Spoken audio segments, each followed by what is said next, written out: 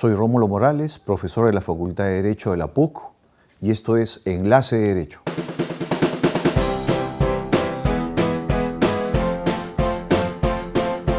El derecho civil es la parte fundamental del derecho privado. ¿Cuáles son los elementos fundamentales del derecho civil?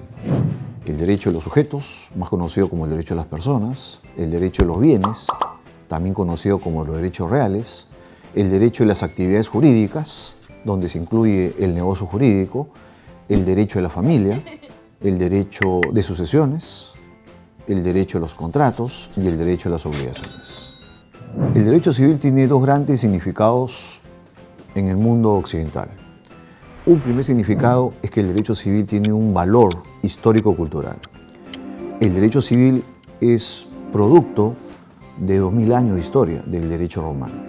Luego vienen otros ordenamientos jurídicos, otros países que han desarrollado el derecho romano, y en el Perú ha habido una influencia muy importante en ordenamientos jurídicos europeos. El Código Civil de Francia, el Código Civil alemán, el Código Civil italiano y el Código Civil portugués. Por otro lado, el derecho civil tiene un segundo significado. El derecho civil es un conocimiento.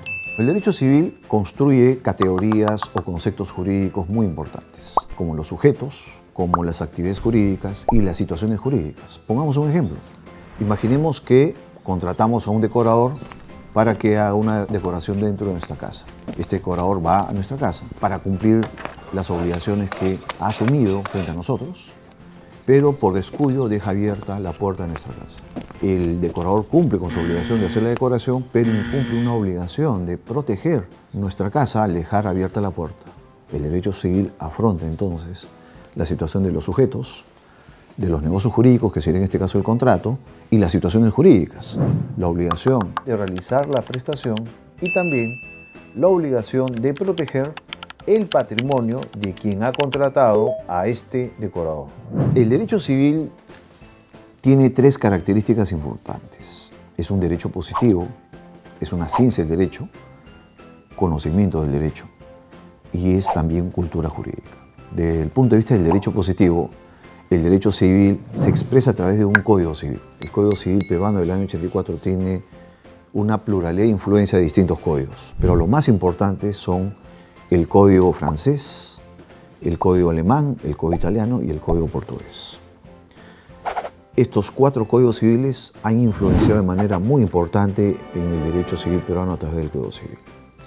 Pero también el derecho civil es un conocimiento. Y estos ordenamientos jurídicos europeos nos han transmitido categorías, conceptos jurídicos. Por ejemplo, el derecho francés nos ha transmitido el principio de la responsabilidad. El derecho civil alemán nos ha transmitido la categoría del negocio jurídico. El derecho italiano nos ha transmitido la categoría del contrato, que es una categoría muy importante. Y el derecho portugués nos ha transmitido la categoría del negocio jurídico, desde el punto de vista del derecho portugués.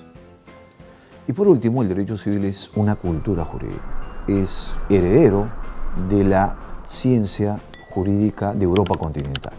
Pero también el derecho civil es un derecho civil que forma parte del derecho civil latinoamericano, que tiene también sus propios principios propios de la realidad jurídica latinoamericana. El derecho civil es un derecho común. ¿Qué quiere decir esto? Que el derecho civil tiene una aplicación supletoria a otras ramas del derecho. Por ejemplo, el derecho penal.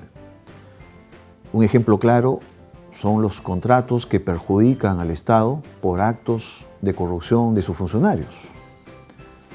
Un fiscal y un juez penal, para analizar si hay un delito de corrupción, sin duda va a tener que analizar dos instituciones de derecho civil: el contrato y la responsabilidad civil. Si el Estado ha sido perjudicado por haber celebrado un contrato que lo perjudica económicamente, el fiscal y el juez penal necesariamente tienen que analizar el contrato, y el contrato es una categoría del derecho civil. Por el contrario, si un funcionario público ha cometido un delito que ha perjudicado los intereses del Estado, beneficiándose económicamente, el juez y el fiscal tendrán que analizar si hubo responsabilidad civil o no. De ahí la importancia del derecho civil para otras ramas del derecho, como el derecho penal.